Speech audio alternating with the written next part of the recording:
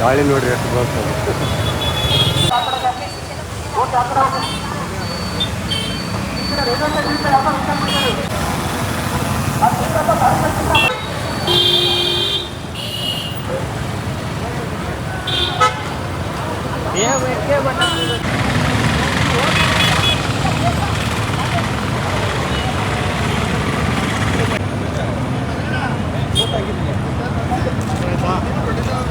ಆಯ್ತಾನ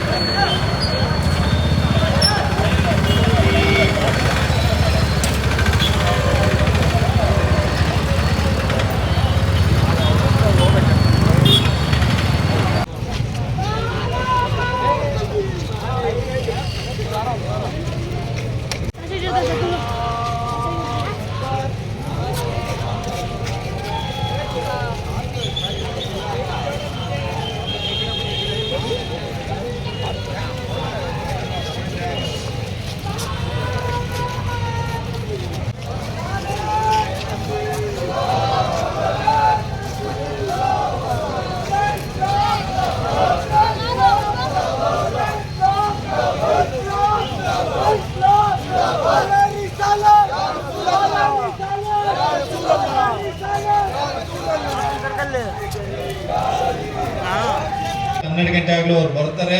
ಅವ್ರ ಜೊತೆಲಿ ಪ್ರತಿಯೊಂದು ವಿಚಾರಗಳನ್ನು ಕೂಡ ಇವತ್ತು ನಡೀತಾ ಇರೋ ವಿಚಾರದಿಂದ ಹಿಡ್ಕೊಂಡು ಕಳೆದ ಒಂದು ತಿಂಗಳಿಂದ ನಿಮ್ಮ ಈ ರಂಜಾನ್ ಹಬ್ಬದ ಪ್ರಯುಕ್ತವಾಗಿ ನೀವು ಏನೇನು ಕಾರ್ಯಕ್ರಮ ಹಮ್ಮಿಕೊಂಡಿದ್ದೀರಿ, ಯಾವ ರೀತಿ ನಡೀತದೆ ಅನ್ನೋದ್ರ ಬಗ್ಗೆ ಪ್ರತಿಯೊಂದು ಡಿಸ್ಕಷನ್ ಮಾಡಿದ್ದೀವಿ. ಅದೇ ರೀತಿ ನಿಮ್ಮ ಸಹಕಾರ, ನಿಮ್ಮ ಜಮಾತ್ ಕಮಿಟಿಯ ಸಹಕಾರ ತುಂಬ ಅತ್ಯಮೂಲ್ಯವಾಗಿ ನಮಗೆ ಸಹಕರಿಸಿದ್ದೀರಾ. ಅದೇ ರೀತಿ ಶಾಂತ ರೀತಿಯಿಂದ ಇಲ್ಲಿವರೆಗೂ ನಡೆದಿದೆ. ಮುಂದಿನ ದಿನಗಳಲ್ಲೂ ಕೂಡ ನಿಮ್ಮೆಲ್ಲರ ಸಹಕಾರದಿಂದ ಒಂದು ಉತ್ತಮವಾದ ರೀತಿಯಲ್ಲಿ ನಾವು ನಿಮ್ಮ ಜೊತೆ ಸಹಕರಿಸ್ತೀವಿ ಅಂತ ಹೇಳ್ತಾ, ಒಳ್ಳೆಯ ಪವಿತ್ರ ರಂಜಾನ್ ಹಬ್ಬನ ನೀವೆಲ್ಲ ಸೇರಿ ಮಾಡ್ತಾ ಇದ್ದೀರಾ. ಎಲ್ಲರಿಗೂ ಒಳ್ಳೆಯದಾಗಲಿ. ನಮ್ಮ ಜಮಾತ್ ಕಮಿಟಿಯವರು ಒಳ್ಳೆ ರೀತಿಯಲ್ಲಿ ನಿರ್ವಹಿಸ್ತಿದ್ದೀರಾ, ಅದೇ ರೀತಿ ನಿರ್ವಹಿಸಲಿ ಅಂತ ಹೇಳಿ ನನ್ನ ಎರಡು ಮಾತು. ವಿಶೇಷವಾಗಿರ್ತಕ್ಕಂಥ ಹಬ್ಬ, ಯಾಕಂದ್ರೆ ಬಡವ ಬಲ್ಲಿದ ಶ್ರೀಮಂತ ಯಾರಾದ್ರೂ ಕೂಡ ಸಮಾನವಾಗಿ ಕೆಳಗಡೆ ಕೂತ್ಕೊಂಡು, ಯಾಕಂದ್ರೆ ನಮ್ಮ ಮನೆಗಳಲ್ಲಿ ನಾವು ನೋಡ್ತೀವಿ ಎಲ್ಲ ಇಂಪೋರ್ಟೆಡ್ ಸೋಫಾಗಳನ್ನ, ಕುಷನ್ ಸೋಫಾಗಳನ್ನ, ಒಂದು ಇದನ್ನ ಸಿಂಹಾಸನ ಇರ್ತಕ್ಕಂಥ ಸೋಫಾಗಳನ್ನೆಲ್ಲ ಕೂಡ ನಮ್ಮ ಮನೆಗಳಲ್ಲಿ ಇಟ್ಕೊಂಡಿದೀವಿ. ಅದನ್ನೆಲ್ಲ ಬಿಟ್ಟು ಕೆಳಗಡೆ ನೆಲದ ಮೇಲೆ ಕೂರ್ತಕ್ಕಂತಹ ಸಮಾನತೆಯನ್ನು ಸಾರ್ತಕ್ಕಂಥ ಒಂದು ಹಬ್ಬ ಆಗಿದೆ. ಯಾಕಂದ್ರೆ ನಾವು ಎಷ್ಟೇ ಶ್ರೀಮಂತರಾಗಿದ್ರು ಕೂಡ ಒಂದೊತ್ತು ಊಟ ತಿಂಡಿ ಬಿಡ್ತೀವಿ ಅಂತ ಅಂದ್ರೆ ಅದು ಬಹಳ ಕಷ್ಟ. ಒಂದು ಹೊತ್ತು ತಿಂಡಿ ತಿಂದಿಲ್ಲ ಅಂತಂದ್ರೆ ನೀವು ತಿಂಡಿ ತಿಂದಿಲ್ಲ, ಊಟ ಮಾಡಿಲ್ಲ, ರಾತ್ರಿ ಊಟ ಮಾಡಿಲ್ಲ, ದೊಡ್ಡ ಅದನ್ನೇ ಯೋಚನೆ ಮಾಡ್ತಿರ್ತೀವಿ. ಆದ್ರೆ ಒಂದು ತಿಂಗಳ ಕಾಲ ಕಡ್ಡಾಯವಾಗಿ ಎಲ್ಲರೂ ಕೂಡ ಉಪವಾಸ ಇರ್ತೀವಿ. ಯಾಕೆ ಅಂತ ಅಂದ್ರೆ ಅದು ನಮಗೆ ಬಡತನವನ್ನು ನೆನಪಿಸ್ತದೆ. ಯಾಕಂದ್ರೆ ಬಡತನದಲ್ಲಿ ಒಂದೊತ್ತಿನ ಊಟಕ್ಕೂ ಕೂಡ ಕಷ್ಟ. ಯಾಕಂದ್ರೆ ಅಲ್ಲಿ ನಿಮಗೆ ಕೆಲಸ ಇದ್ರೂ ಕೂಡ ಅನ್ನ ಸಿಗೋದಿಲ್ಲ. ಸೊ ಆ ಬಡತನವನ್ನ ಯಾರು ಅದನ್ನ ಅನುಭವಿಸಿರ್ತಾರೋ ಅವರಿಗೆ ಗೊತ್ತಾಗ್ತದೆ ಅದು ಉಪವಾಸದ ಕಷ್ಟ, ನೋವು ಏನು ಅನ್ನೋದನ್ನ. ಆ ನೋವನ್ನ ಎಂತ ಶ್ರೀಮಂತಿಗೂ ಕೂಡ ಕಲಿಸ್ತಕ್ಕಂಥ ಪಾಠವನ್ನ ಕಲಿಸ್ತಕ್ಕಂಥ ಹಬ್ಬ ಇದು. ಸೊ ಒಂದು ತಿಂಗಳ ಕಾಲ ನಮ್ಮಲ್ಲಿ ಎಷ್ಟೇ ಕೋಟಿ, ಎಷ್ಟೇ ಅನ್ನ ಇದ್ರೂ ಕೂಡ ನಾವು ಉಪವಾಸವನ್ನ ಮಾಡಿ ತನ್ನ ಶಕ್ತಿಯನ್ನು ತಾನು ತೋರಿಸ್ಕೊಳ್ತಕ್ಕಂಥದ್ದು, ಅಂದ್ರೆ ತನ್ನನ್ನ ನಿಯಂತ್ರಣವನ್ನು ಮಾಡ್ಕೊಳ್ತಕ್ಕಂಥದ್ದು. ಮನುಷ್ಯ ಅಂದ್ರೆ ನಮ್ಗೆ ಗೊತ್ತಿದೆ, ಅವನಿಗೆ ಮದ, ಮೋಹ, ಲೋಭ, ಮತ್ಸರ ಎಲ್ಲವೂ ಕೂಡ ಅವನಿಗೆ ಮೂಲಭೂತವಾಗಿ ಬಂದಿರ್ತದೆ. ಅವುಗಳನ್ನೆಲ್ಲದನ್ನು ಕೂಡ ನಾವು ನಿಯಂತ್ರಣವನ್ನು ಮಾಡ್ತಕ್ಕಂತಹ ಒಂದು ಹಬ್ಬ ಇದು. ಯಾಕಂದ್ರೆ ನನಗೆ ಎಷ್ಟೇ ಹಸುವಾದ್ರೂ ಕೂಡ ನಾನು ಊಟ ಮಾಡೋದಿಲ್ಲ, ಎಷ್ಟೇ ಸಿಟ್ಕೊಂಡ್ರು ಕೂಡ ಆ ಪ್ರೇಯರ್ ಮಾಡೋ ಸಂದರ್ಭದಲ್ಲಿ ಮೌನ ವ್ರತವನ್ನ ನಾವು ಮಾಡ್ತೀವಿ. ಸೊ ಮೌನ ವ್ರತ ಒಂದು ಕೂಡ ಮಾತಾಡೋದಿಲ್ಲ. ಪಕ್ಕ ನನಗೆ ನೀನು ಚಾಕು ತೋರಿಸ್ತಾ ಇದ್ರು, ಗನ್ ತೋರಿಸ್ತಾ ಇದ್ರು, ಹೊಡಿತೀನಿ ಅಂತ ಅದನ್ನು ನಾವೇನು ಮಾತಾಡೋದಿಲ್ಲ. ಮೌನ ವ್ರತವನ್ನು ಮಾಡ್ತಕ್ಕಂಥ ಅಂದ್ರೆ ನನ್ನನ್ನು ನಾನು ನಿಯಂತ್ರಣವನ್ನು ಮಾಡ್ಕೊಳ್ತಕ್ಕಂತಹ ಒಂದು ಸಂದೇಶವನ್ನು ಸಾರ್ತಕ್ಕಂತಹ ಹಬ್ಬ. ಸೊ ಈ ಹಬ್ಬವನ್ನು ಇಡೀ ಜಗತ್ತಿನಲ್ಲಿ ಎಲ್ಲರೂ ಕೂಡ ಆಚರಿಸ್ತಾ ಇದ್ರಿ. ಈ ಒಂದು ನಿಟ್ಟಿನಲ್ಲಿ ನಮ್ಮ ಒಂದು ತಾಲೂಕಿನ ಎಲ್ಲರೂ ಕೂಡ ಸಡಗರ ಸಂಭ್ರಮದಿಂದ ಆಚರಿಸ್ತಾ ಇದ್ರಿ. ಸೊ ಒಳ್ಳೆದಾಗ್ಲಿ, ಶುಭವಾಗ್ಲಿ. ಸೊ ಇದು ಜಗತ್ತಿಗೆ ಒಂದು ಶಾಂತಿಯನ್ನ ಕೊಡಲಿ, ತನ್ನನ್ನು ತಾನು ನಿಯಂತ್ರಣವನ್ನು ಮಾಡ್ಕೊಳ್ತಕ್ಕಂಥ ಶಕ್ತಿನ ಎಲ್ಲಿಗೂ ಕೊಡಲಿ ಎಂಬುದಾಗಿ ಹೇಳ್ತಾ ನನ್ನನ್ನು ಕರೆಸಲಿ. ಆಚರಣೆಯನ್ನು ಮಾಡ್ತಕ್ಕಂಥದ್ದನ್ನ ಈ ಮಾನವ ಜನ್ಮಕ್ಕೆ, ಮಾನವ ಕುಲಕ್ಕೆ ಏನು ಆ ಭಗವಂತ ಕೊಟ್ಟಿದ್ದಾನೆ, ಅದು ನಾವು ಅತಿ ಶ್ರೇಷ್ಠವಾದಂತ ಜನ್ಮ ಅಂತಕ್ಕಂಥದ್ದನ್ನು ನಾವು ತಿಳ್ಕೋಬೇಕಾಗುತ್ತೆ. ಅಂತ ಮಾನವ ಜನ್ಮವನ್ನು ಕೊಟ್ಟಿರ್ತಕ್ಕಂಥ ಭಗವಂತ ನಾನಾ ರೂಪದಲ್ಲಿ, ನಾನಾ ಧರ್ಮದಲ್ಲಿ, ನಾನಾ ಭಾಷೆಯಲ್ಲಿ, ನಾನಾ ವೈವಿಧ್ಯತೆಯಲ್ಲಿ ಇಡೀ ಪ್ರಪಂಚದಲ್ಲಿ ಈ ಮಾನವ ಜನ್ಮಕ್ಕೆ ಜನ್ಮವನ್ನು ಕೊಟ್ಟಿರ್ತಕ್ಕಂಥ ದಾತ ಆ ಭಗವಂತ ಒಬ್ಬನೇ. ನಾನಾ ರೂಪದಲ್ಲಿ, ನಾನಾ ಅವತಾರದಲ್ಲಿ, ನಾನಾ ರೀತಿಯಲ್ಲಿ ಆ ಭಗವಂತ ಕಾಣಿಸಿಕೊಂಡಿದ್ದಾನೆ.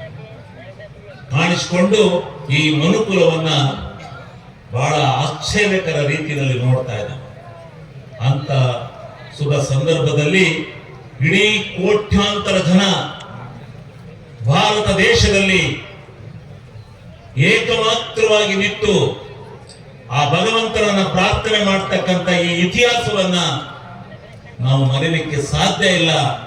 ಅಂತ ಒಂದು ವ್ಯವಸ್ಥೆಯನ್ನ ಪರಮಾತ್ಮ ಈ ಮನುಜನ್ಮಕ್ಕೆ ಕೊಟ್ಟಿದ್ದಾನೆ. ಆದ್ರೆ ಆ ಭಗವಂತನನ್ನು ನಾವು ಪ್ರಾರ್ಥನೆ ಮಾಡಬೇಕಾಯಿತೆ.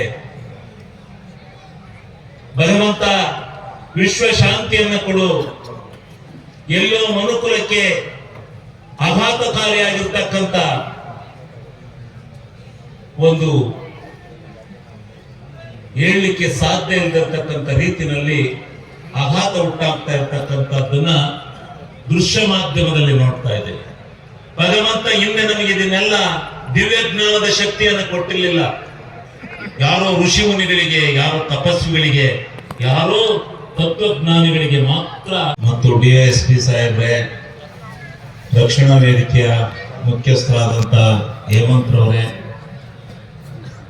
ಸಮಾಜದ ಎಲ್ಲ ನನ್ನ ಆತ್ಮೀಯ ಹಿರಿಯ ಕಿರಿಯ ನನ್ನ ಆತ್ಮೀಯ ಬಂಧುಗಳೇ, ಇದೊಂದು ಭಗವಂತ ಸೃಷ್ಟಿ ಮಾಡಿರ್ತಕ್ಕಂಥ ಪವಾಡಗಳಲ್ಲಿ ಒಂದು ಅದ್ಭುತವಾದಂತ ಪವಾಡ ಅಂತ ಹೇಳಲಿಕ್ಕೆ ನಾನು ಬಯಸ್ತೇನೆ.